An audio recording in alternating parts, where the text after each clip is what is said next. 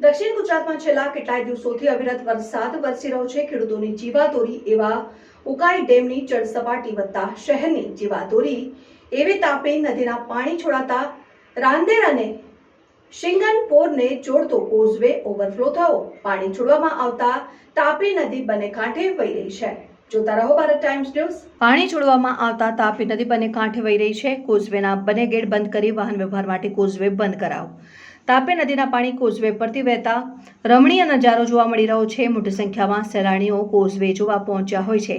નદીનું જળસ્તર વધતા નદી કાંઠા વિસ્તારમાં પ્રશાસન દ્વારા લોકો માટે પ્રવેશ બંધ। જોતા રહો ભારત ટાઈમ્સ ન્યૂઝ। દક્ષિણ ગુજરાતમાં પડી રહેલા અવિરત વરસાદને લઈને ઉકાઈ ડેમની જળ સપાટીમાં વધારો થતા ઉકાઈ ડેમમાંથી પાણી છોડાતા શહેરની જીવાદોરી એવી તાપી નદી બંને કાંઠે વહી રહી છે। સીધા દ્રશ્યો જોઈ રહ્યા છો।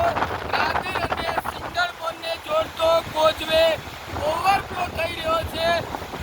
તાપી નદીના ધસમસતા પાણી કોઝવે ઉપરથી વહી રહ્યા છે ત્યારે એક સુંદર રમણીય નજારો જોવા મળી રહ્યો છે।